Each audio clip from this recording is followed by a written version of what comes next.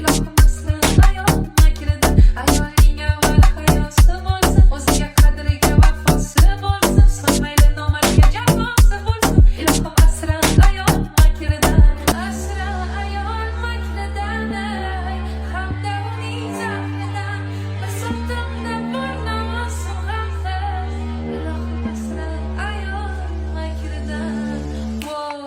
O'tsam o'tay Urfa shahridan, o'tsam o'tay yo'qlik zahridan, so'zimda bor namozi haqda. Ilohim asli ayol makridan, ayol